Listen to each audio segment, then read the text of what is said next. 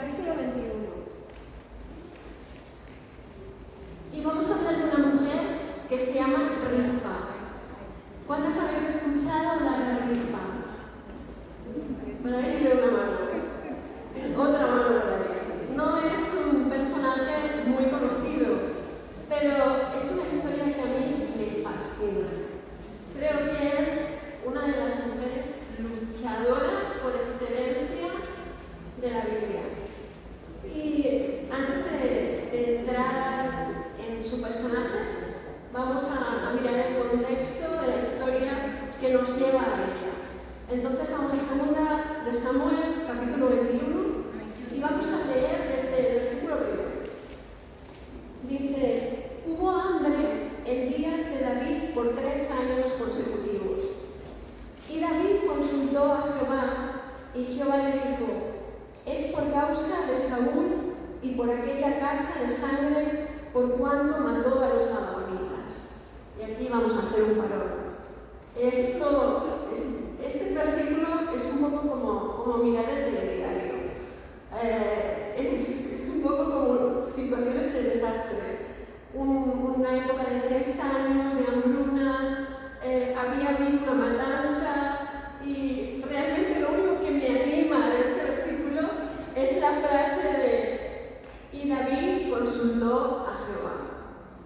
Y cuán importante es que consultemos al Señor en las cargas que llevamos. Aquí había una situación problemática, había una situación, el pueblo de Israel estaba pasando hambre. Es malo pasar hambre, ¿verdad?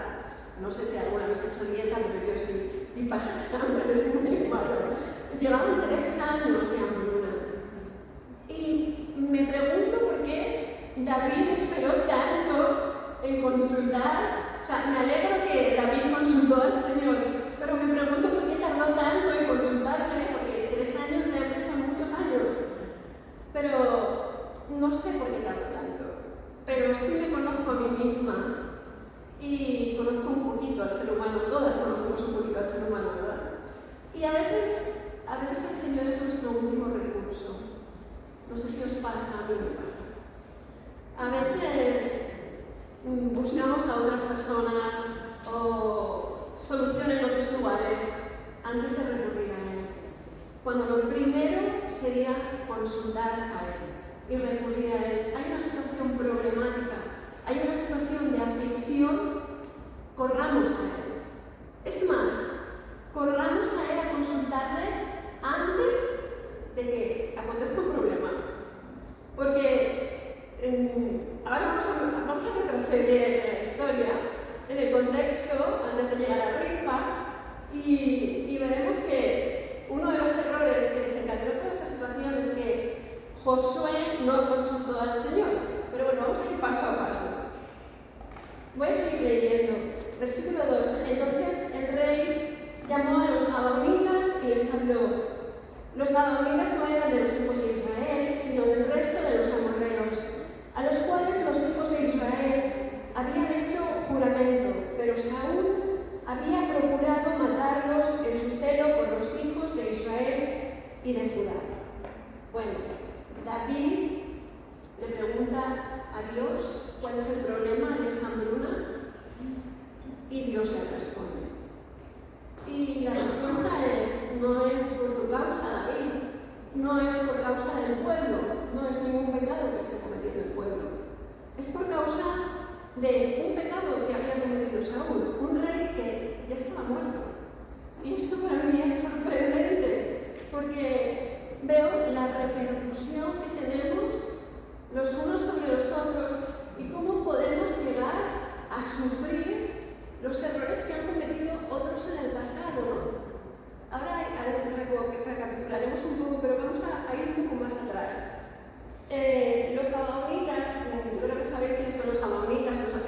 Cuando Dios prometió al pueblo de Israel la tierra prometida, valga la redundancia, y después fue bajo el liderazgo de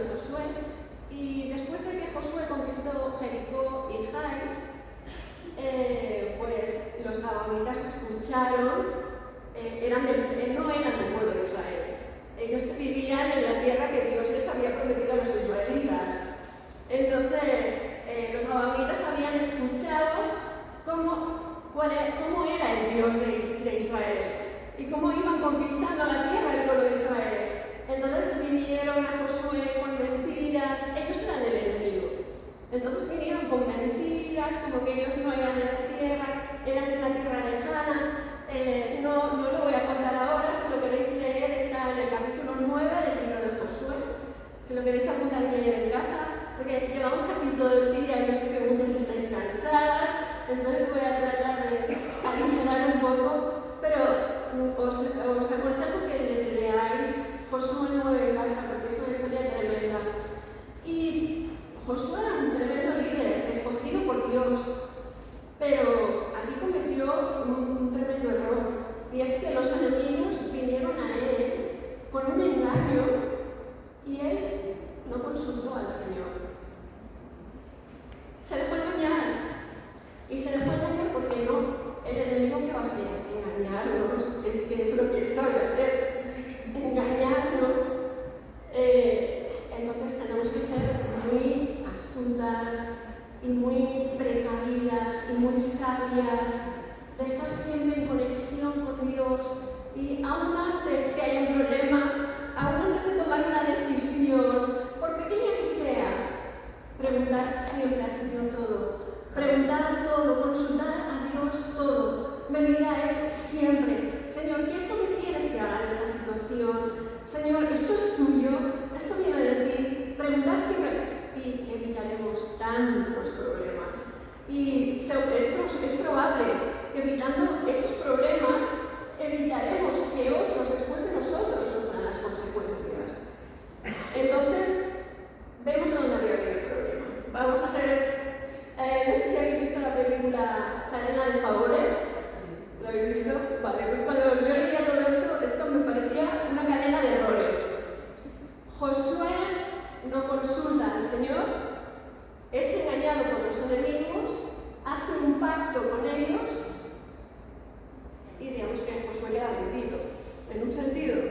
Entonces, los enemigos, una parte de los enemigos se quedan dentro del pueblo de Israel. Los colocan como leñadores, se quedan dentro del pueblo de Israel. Después, años después, como unos 400 años después, está reinando Saúl, y Saúl en su celo por el pueblo de Israel y porque no estuvieran allí los enemigos, actuó rompiendo un pacto. Y Dios es un Dios de pactos. No lo olvidemos, Dios es un Dios de pactos. Él dice, tú sí, sea sí, tú no, sea no. Dios es un Dios de pactos. Y aquí simplemente quisiera resaltar, porque voy aligerando, quisiera que no olvidemos nunca el pacto que hicimos con Dios cuando le entregamos nuestra vida. No olvidemos nunca. Hoy en día los pactos no tienen ningún valor, o no tienen mucho valor. Todas sabéis, los matrimonios se rompen pactos en las empresas. Los pactos no tienen mucho valor, la palabra no tiene mucho valor. Dices algo o dicen algo, luego se retractan, no es cierto, miente. La palabra no tiene valor cuando para Dios tiene mucho valor lo que decimos y que lo mantengamos, ¿no? Y aquí Saúl pues rompe un pacto. Y esto pues Dios trae castigo a consecuencia de esto. Entonces, cuando Dios le revela a David cuál era el problema, que Saúl había pecado, había roto el pacto con los amonitas, David contacta con los amonitas para qué es lo que puedo hacer para restituir de lo que hizo Saúl. ¿Cómo puedo hacer que nos bendigáis? Y voy a leerlo, los versículos 3 en adelante. Dijo pues David a los amonitas, ¿qué haré por vosotros? ¿O qué satisfacción os haré para que bendigáis la heredad del Señor? Esto nos habla de la restitución. Creo que la restitución es muy importante. Para mí ha sido muy importante el aprender sobre la restitución. Porque a veces somos humanos y a veces cometemos errores que dañan a otras personas cometen errores que nos dañan a nosotros, pero a veces son cosas insignificantes que no tienen ningún valor, simplemente hay que pasar por alto y ya. Pero a veces son errores que dañan y es importante restituir. A veces tenemos que decir, lo siento, no era mi intención, ya está, todo está solucionado. No, a veces hay que restituir y no restituimos para ser perdonados. El perdón tiene que venir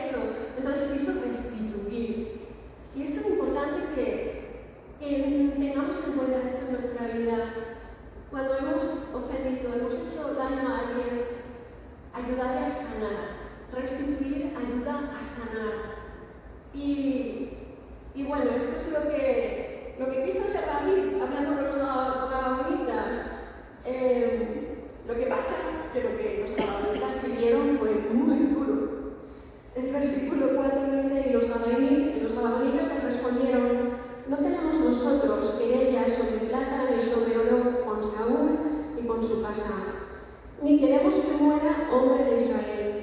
Y él les dijo: lo que vosotros dijereis, haré. Yo no sé si David imaginaba lo que los amamitas iban a pedir. Y los amamitas respondieron al rey: de aquel hombre que nos destruyó, o sea, de Saúl, y que maquinó contra nosotros para exterminarnos sin dejar nada de nosotros en todo el territorio de Israel, dénsenos 7 varones de sus hijos, para que los ahorquemos delante del Señor en Gabá de Saúl, el escogido de Jehová. Y el rey dijo: yo los daré. Yo no creo que David esperaba una restitución así tan dura, ¿no? Que pidiera que fueran ahorcados 7 jóvenes, familia de Saúl. Vamos a leer: y perdonó el rey a Mefiboset, hijo de Jonatán, porque había pactado David y Jonatán, hijo de Saúl, con el juramento de Jehová que hubo entre ellos, entre David y Jonatán, hijo de Saúl. Pero ahora aquí aparece Rizpa. Pero tomó el rey a 2 hijos de Rizpa, hija de Aja, los cuales ella había tenido de Saúl, Armoni y Mefiboset, y a 5 hijos de Mical, hija de Saúl, los cuales ella había tenido de Adriel, hijo de Barzilai, Meolatita. O sea, David toma a 7 jóvenes, 5 eran nietos de Saúl y 2 eran hijos de Rizpa. Rizpa era una concubina de Saúl, ni siquiera era esposa, ella no tenía una posición de honor, porque no tenía derechos ni como esposa. Y Saúl había muerto, ahora ella era viuda y tampoco le habían dado derechos como esposa de nada. Imagino que ella ya no vivía en palacio ni nada de esto, solamente tenía sus 2 hijos y ahora le iban a ser quitados, y quitados de una manera tan terrible, iban a ser asesinados. Y bueno, vemos aquí una campeona.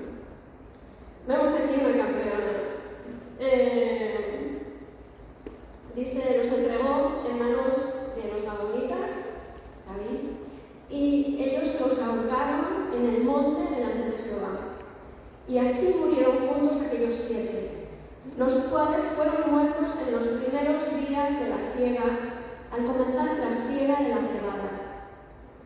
Entonces Rizpa, hija de Aja, tomó una tela de cilicio y la tendió para sí sobre el peñasco, desde el principio de la siega hasta que llovió sobre ellos agua del cielo, y no dejó que ninguna ave del cielo se posase sobre ellos de día, ni fieras del campo de noche.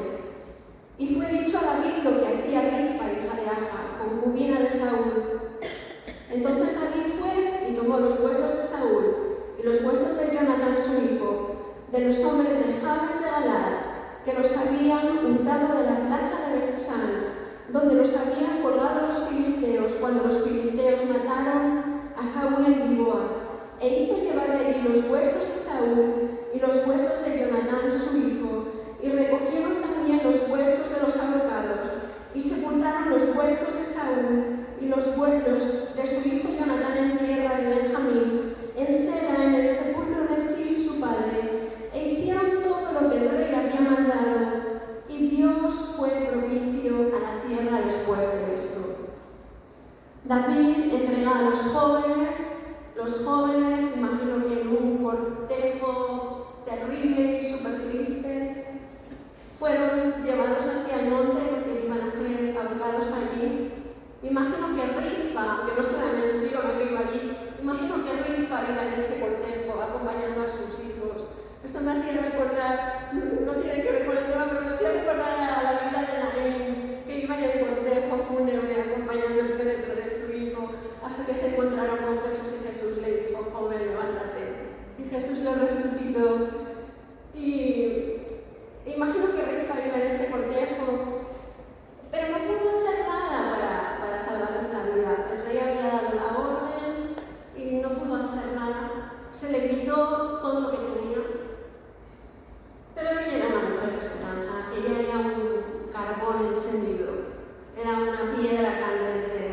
Ella estaba aferrada a Dios y creo que si somos carbones encendidos nos pueden quitar todo, pero no nos pueden quitar la esperanza en Dios. Eso nunca nos lo pueden quitar. Vemos a los jóvenes ya muertos, ahogados, y Rizpa hizo allí como su campamento.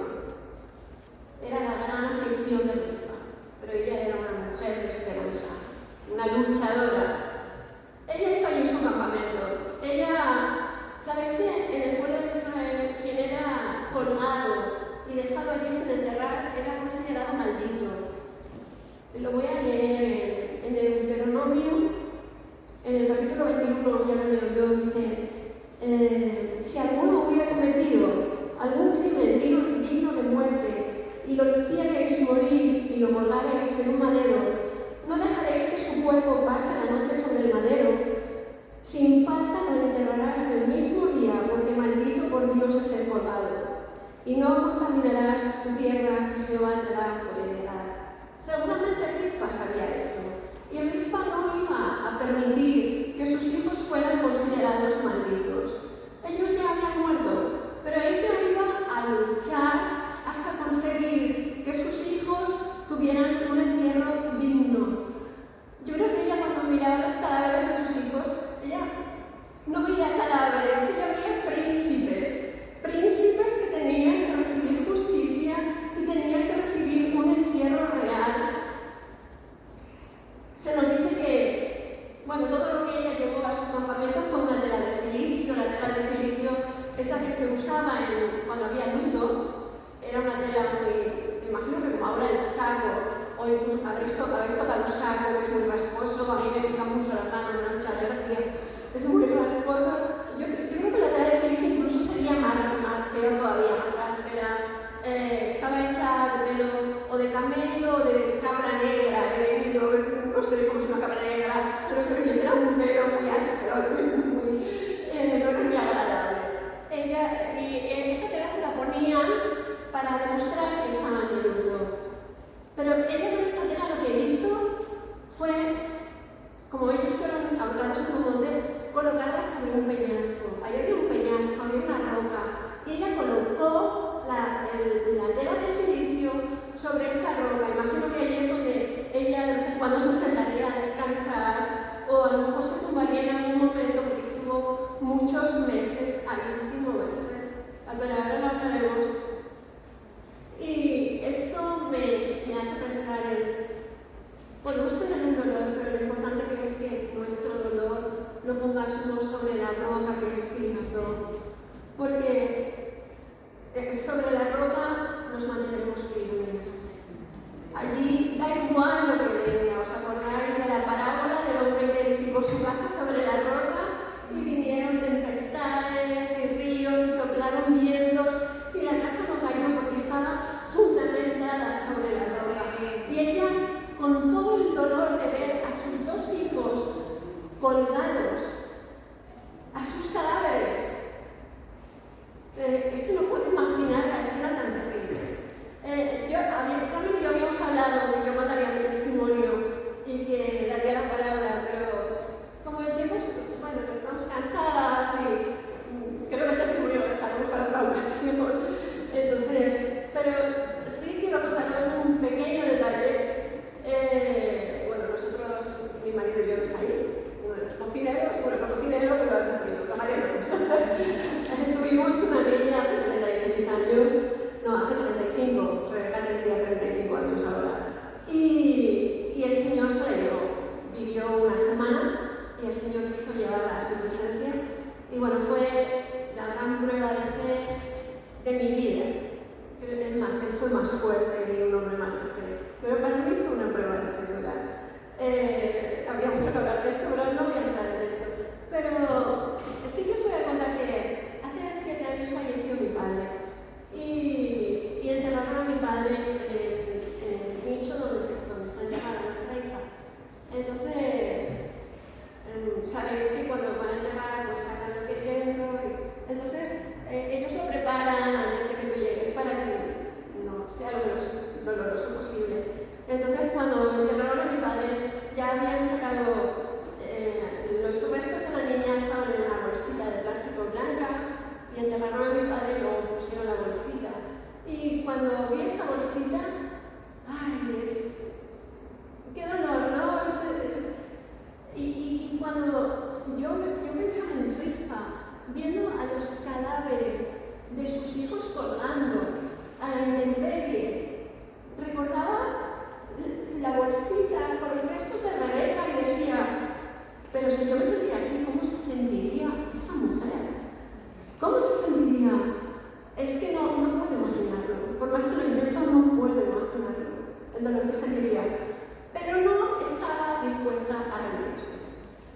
estaba dispuesta. Estaban en el monte y en el monte habían fieras y habían aves carroñeras y los jamamitas, por sus costumbres paganas, dejaban allí a los cuervos para que las aves carroñeras y las fieras del campo se los comieran, los devoraran hasta que ya no quedara absolutamente nada entre ellos. Y era una costumbre pagana, y ella, como hija del pueblo de Israel, no iba a permitir que esa costumbre pagana aconteciera a sus hijos. Aunque estaban muertos, ella había tenido que entregarlos. A veces yo tuve que entregar a Rebeca, me costó, pero tuve que entregarla. Y a veces tenemos que entregar en situaciones cosas que nos cuestan, pero ella, aunque los tenía que entregar, quería que todo fuera hecho por Dios, conforme a la voluntad de Dios, bajo el plan y las normas de Dios. Entonces, imagino que ella pasó allí, dice que desde la sierra, déjame que lea exactamente.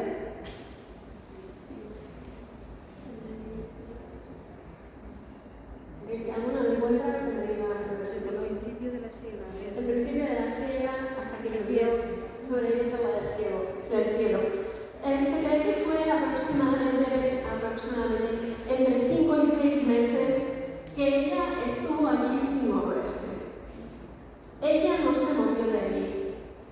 A veces creemos que nuestras pruebas son largas y decimos, ¿cuándo va a tener fin esto? Y no le vemos el fin. Dios tiene sus tiempos y sus tiempos son perfectos. Y yo siempre digo que nosotras vemos las piececitas del puzzle, pero Dios tiene el puzzle acabado. Dios tiene sus tiempos. Él sabe lo que hace. Hay una canción que dice, Dios sabe lo que hace. Y una mujer que es un carbón encendido, que es una piedra candente, que está llena del fuego de Dios, como eres tú, por fe se rinde y acepta y da gracias porque sabe que los tiempos de Dios son perfectos. Y ella estuvo allí estos 5 o 6 meses, se cree que como de mayo hasta noviembre aproximadamente, y me imagino que escucharía los buitres, escucharía las fieras del campo. Pensad que yo soy muy urbana, a mí me cuesta mucho imaginar esta escena. Me cuesta mucho porque el monte debe ser muy oscuro. Yo soy de ciudad, o sea, yo me imagino la Plaza Cataluña que está toda iluminada y a mí me cuesta mucho imaginar que en el monte ella estaría en la total oscuridad. Pero escucharía los rugidos de las fieras o el aletear de las aves de carroña. Y yo no sé si les tiraría piedras o si cogería el manto y los espantaría con el manto o si les pegaría un chillido.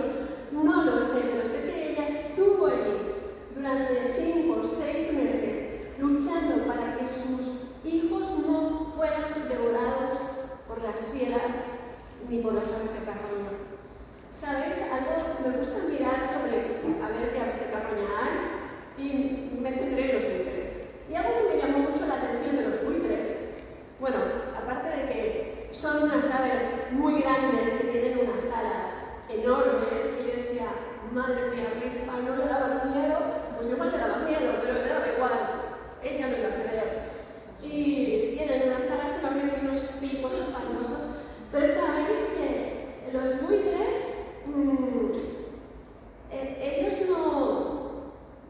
ellos seguían por la vista, no por el olfato. Entonces, si no ven a los cadáveres, sean personas o sean animales, si no ven,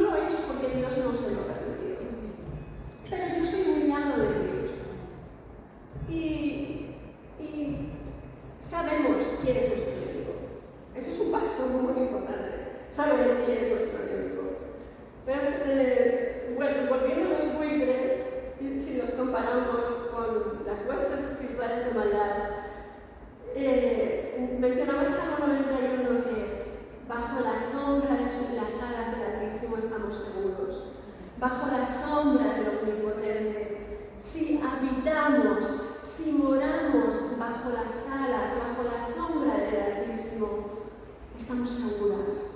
Y no nos van a ver los buitres. No nos van a ver porque estamos en el refugio de las alas del Altísimo. Con sus plumas nos cubrirá y debajo de sus alas estaremos seguras.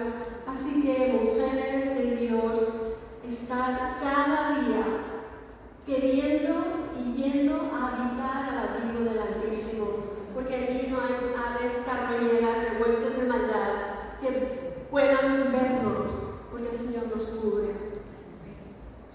Y bueno, vemos que Rizpa estaba allí, y yo digo que voy a cortar y al final. Muchas lo han dicho, es que yo cojo un micrófono y lo habéis dicho varias. Es que las mujeres son así. Así que voy a ir acortando porque sé que estáis cansadas. Rizpa estuvo allí y estuvo persistentemente. O sea, pasó una semana, yo me imagino que fue la primera noche, la segunda noche, frío, calor, oscuridad, momentos de miedo, porque por más que ella fuera una campeona y una luchadora y fuera por todas, habría momentos que tendrían miedo. Yo creo que muchas, hay momentos en los que tenemos miedo, aunque tengamos fe. No quita que tenemos sentimientos humanos. Y seguro que ella tenía momentos de miedo, de frío, de soledad. No se dice que nadie acompañara a Rizpa. Ignoro si había con ella familiares pero se habla todo el tiempo de ella sola y aunque hubiera gente con ella, hay luchas que tenemos que vivir tú y yo a solas. Y por más que tengamos a nuestro lado a nuestro marido o hijos o quien sea, hay luchas que tenemos que vivir solas.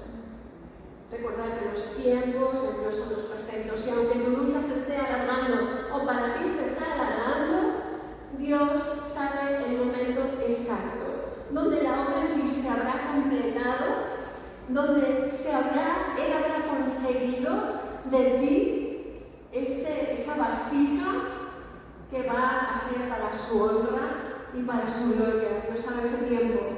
Y mientras, déjate en sus manos, déjate en el torno, porque si te la pasas pataleando, como os confieso que me la pasé yo un tiempo, solamente te clavas el aguijón y pataleas y yo me imagino que si el barro, el alfarero lo está trabajando y se mueve, pues se descuarina, ¿no? La vasija y tiene que volver a empezar. Al final alargamos el proceso. Entonces abandonémonos en manos de Dios, porque Dios sabe lo que está haciendo. Algo que me llama mucho también la atención es que me maravilla esta mujer, yo creo que soy su fan número uno. Dice, o sea, es el silencio de Rizpa. Rizpa, bueno, quizás no todas, pero algunas mujeres como que están muy dadas a liar la parda enseguida, ¿no? O al menos refunfuñar, ¿no? Yo creo que los hombres son más mansos en esto, más tranquilos, pero nosotras somos más, porque a mí, porque no sé qué es y tal.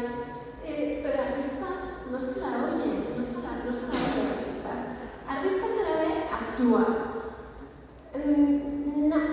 Nada malo va a tocar lo que es mío. Son mis hijos. Y aunque sean sus cadáveres, aunque los he tenido que entregar, son mis hijos. Y ningún ave carroñera y ninguna fiera del campo nos va a tocar. Y no, ellos no van a ser considerados malditos. Y voy a estar aquí luchando, pensar que 6 meses, o sea, ella estaría viendo cómo sus hijos se descomponían. Realmente es una escena muy fea. Pero a ella no le importaba, porque no le importaba tanto su dolor como que se hiciera justicia con sus hijos que ella amaba. Ella no se quedó en casa lloriqueando en su cama, como que desgraciadita soy, todo me pasa a mí, soy concubina, tengo derechos de mujer, luego me quedo viuda, lo único que tengo que son mis 2 hijos, ahora cuando no tienen culpa de nada por el pecado de su padre. No se quedó en esa situación de me lamo las heridas, ¿no?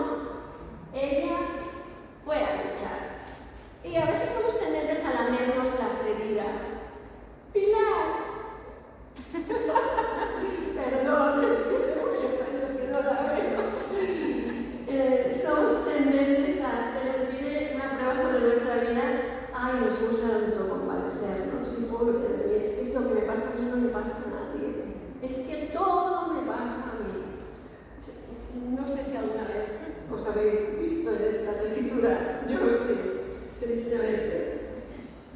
Pues el silencio de Rizpa fue tan fuerte que sonó en palacio. El silencio de Rizpa fue tan fuerte que llegó a oídos del rey David, que yo me imagino que personas que veían a Rizpa allí junto a los cadáveres de sus hijos, 5 o 6 meses, espantando fieras, diría, esta mujer realmente ha perdido el norte. Podrían pensarlo, se le ha ido la cabeza, pero no, Rizpa sabía lo que estaba haciendo, sabía lo que quería y iba a por ello. Imagino que se fueron contándole la historia al rey David. Hay una mujer que está haciendo esto. Y fue ejemplo para el rey David, porque David amaba profundamente a Jonatán y a Saúl, y ellos habían sido muertos y estaban sus huesos en tierra enemiga, y David no había hecho nada.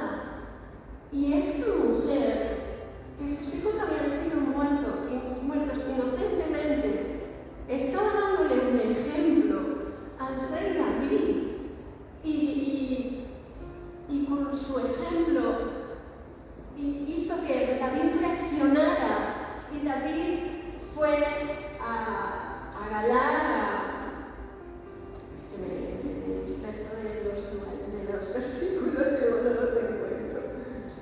Bueno, fue donde estaban enterrados los huesos de... Aquí está Betsán, es que como tienen estos nombres, si fuera Albacete o algo así, pero los nombres que Dios fue donde estaban los huesos y recogió los huesos de Saúl, los huesos de Jonatán, y los fue a enterrar donde tenían que estar enterrados, en el sepulcro de su padre, y cogió los huesos de los jóvenes que habían sido ahorcados. Y Rizpa fue usada por Dios en un momento donde en su sociedad, en el pueblo de Israel, había una situación de desastre. Se estaban muriendo de hambre, se estarían muriendo el ganado. Es que no sé si algunas aquí habéis pasado situaciones de hambre, mis abuelas pasaron hambre, mi madre también. Ellas cuentan, y como yo no lo he pasado, no sé muy bien, pero se había muerto el ganado, se moriría el ganado, y sería una situación realmente terrible. Y Rizpa tuvo que entregar lo más preciado que tenía, pero Dios transformó esta situación tan terrorífica en bendición, porque en el momento que David reaccionó y cogió los huesos de esos jóvenes y fueron enterrados como príncipes, fue un entierro real y fueron tratados como príncipes, y empezó a llover lluvia del cielo. Parece que el hambre sería por sequía, es lo que se cree, porque como empezó a llover, pues seguramente el hambre era por sequía. Y aquí vino la solución. Y nosotras estamos en una sociedad, bueno, no sé si nos ha tocado vivir la peor sociedad, porque todos los tiempos tienen cosas malas, pero vivimos en un tiempo de mucha inmoralidad. Se están cometiendo pecados terribles. ¿Creéis que los errores, los pecados que cometen los gobernantes no tienen repercusión sobre el país, sobre nosotros? Todo lo que hacemos, mi padre decía que somos como las piezas de un dominó. Y si uno cae, pum, pum, pum, pum, pum, como bonitos. Y es verdad, todos nos influenciamos. Y tú tienes una gran influencia sobre tu entorno. Tienes una influencia en tu hogar, con tu esposo, con tus hijos. Tienes una gran influencia, una gran repercusión en tu iglesia, o en tu vecindario, o en el lugar donde te muevas. Puede ser una gran influencia para bien o para mal. Es una gran responsabilidad la que tenemos. Es una gran responsabilidad. Entonces seamos conscientes que ahora quizás no estamos pasando hambre en España, pero sí hay una gran sequía espiritual. consultemos a Dios. Si es por la sequía, Señor, ¿qué es lo que hace que España tenga esta sequía? En España hemos vivido la Inquisición, hemos vivido el rechazo a los judíos, al pueblo judío. Todo esto ha tenido una repercusión sobre nuestro país y lo vamos heredando cosas que nosotras ni estábamos. Pero ahora que estamos, que es nuestro momento, es nuestra generación, vamos a ser rispas, carbones encendidos, piedras candentes, llenas del Espíritu de Dios, en la oscuridad del monte. Rispa iluminaría con fuerza. En la oscuridad del monte una piedra candente, si hacía frío por la noche, su pasión daría calor. Que nosotras seamos rispas y que nadie toque lo que es nuestro. Y no hablo solamente a las madres. Yo soy madre pero no ejerzo, pero tengo sobrinos. Y no solamente si hablo de sobrinos, de nietos, de hijos, tenemos que ser madres de una generación. Por las calles hay un montón de gente que son cadáveres que andan. Personas que pasan por nuestro lado y son cadáveres que andan. Porque están muertos en sus delitos y pecados. Vamos a luchar, a no rendirnos con el manto sobre la roca, confiando en Cristo, en oración, en ayuno y a luchar por los que están muertos para que reciban vida. Vamos a amarles como Rispa amó a sus hijos y vamos a ponernos el reto, no solo de bendecir a nuestros hijos biológicos, sino a ser madres de multitudes. Amén. Que un día cuando lleguemos a la presencia del Señor podamos decir: Señor, aquí estoy con los hijos que tú me has dado. Así que ánimo, mujeres, no olvidéis a Rispa y os animo a que todas seáis carbones en Dios. Dios os bendiga.